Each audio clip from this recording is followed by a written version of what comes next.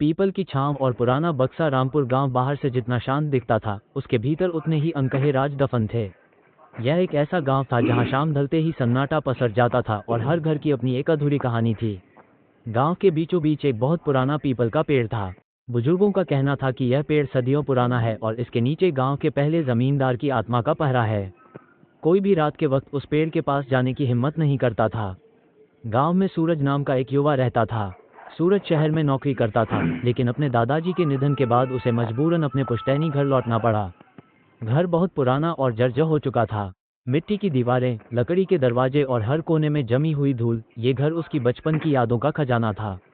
एक दिन घर की सफाई करते हुए सूरज को छत के एक कोने में लकड़ी का एक बहुत पुराना और भारी बक्सा मिला। बक्से पर लोहे की जंजीर लिपटी थी और उस पर एक पुराना ताला लगा था। सूरज को हैरानी हुई कि उसने कभी दादाजी को इस बक्से के बारे में बात करते नहीं सुना था। काफी मशक्कत के बाद उसने ताला तोड़ दिया। जब उसने बक्सा खोला तो उसके अंदर कुछ पुरानी डायरियां, कुछ पीले पड़ चुके पत्र और एक काले रंग की छोटी सी पोटली थी। सूरज ने एक डायरी उठाई और उसके पन्ने पलटने लगा। वो उसके दादाजी की जवानी के दिनों की डायरी थी। जैसे जैसे वो पढ़ता गया, उसके पैरों तले जमीन खिसकती गई। डायरी में लिखा था कि रामपुर गांव आज जितना शांत दिखता है, 50 साल पहले उतना नहीं था। तब गांव में पानी को लेकर एक भयंकर खूनी संघर्ष हुआ था। गांव के दो बड़े परिवार, चौधरी परिवार और नाथ परिवार, आपस में कट्टर दुश्मन बन चुके थे। बीच के विवाद में किसी अपने ने ही अपनों को धोखा दिया था और उस खूनी रात में कई बेकसूर लोग मारे गए थे।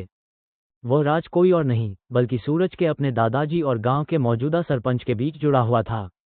सरपंच साहब सबको यही बताते आए थे कि नाथ परिवार ने गांव छोड़ा था, जबकि सच ये था कि उस रात क्या हुआ था, इसका गवाह सिर्फ ये बक्सा और वह पीपल का पेड़ था। काले रंग की पोटली में गांव के उस कुएं की चाबी और एक पुराना जमीन का दस्तावेज था, जिसे गलत तरीके से हड़प लिया गया था। सूरज समझ गया कि उसके दादाजी ने जीवन भर उस गिल्ट, अपराध बोध के साथ जिंदगी बिताई थी कि वे सच सामने नहीं ला पाए। अगली सुबह सूरज ने वो बक्सा उठाया और सीधे गांव की चौपाल पर ले जाकर सरपंच और सभी बुजुर्गों के सामने